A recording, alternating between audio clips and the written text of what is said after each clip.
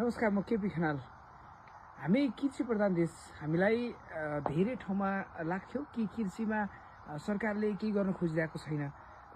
गर्न खोजिरहेको चिज चाहिँ सुरुवात भएन, तीव्रता भएन। 2028 सालमा ब्रिटिस सरकारले बनाएको यो संरचना हेर्नुहोस्, यो चाहिँ धनकुटाको पाखरीबासको हो। यो पाखरीबासमा आज म हाम्रो टोली समितिसहित पुगै गर्दा पाखरीबासमा करिबन 92 हेक्टर, अब आफै कल्पना गर्नुहोस् तराईको जग्गा अनुसार कति भयो यो।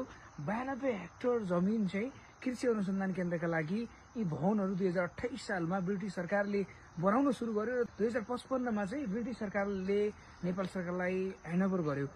त्यस पश्चात चाहिँ यहाँ बङ्गुरको लागि होइन, बारीहरूको विभिन्न खेतीको लागिदेखि लिएर कृषिका विभिन्न विभागहरूको चाहिँ यो ठाउँ बनेको छ। यो चाहिँ कोशी प्रदेशको एउटा हब हुन सक्छ र यसलाई चाहिँ तीव्रता दिनका लागि, नार्कलाई चाहिँ अझै सशक्त बनाउनका लागि चाहिँ हामी लागिरहेका छौँ। अबको सरकारले बनेका कुराहरूलाई देखाउने होइन, बनेका कुराहरूमा मिटिङ गर्ने होइन, बनेका कुरालाई चाहिँ तीव्रताका साथमा दौडाउँछ, कुदाउँछ र त्यो कुद्ने काममा यहाँहरू सबै लाग्नुहुन्छ। हो, केही समय पर्खिनु होला, मलको समस्या हुनसक्छ, विभिन्न चिजवस्तुहरूको समस्या हुनसक्छ, तर समय आयो भने जति समस्या छन् ती समय आउँदै गर्दा समाधान हुँदै जान्छ। हेर्नुहोस् पाखरीबासको यो भवनहरू, यो संरचना हेर्नुहोस्, जो आफैमा मनमोहक छ, हेर्दा पनि मनमोहक छ। यो त टुरिज्म जस्तो पनि हुन्छ। तर यो एउटा चाहिँ सरकारी भवनहरू हो, जो चाहिँ 28 सालमा ब्रिटिस सरकारले बनायो।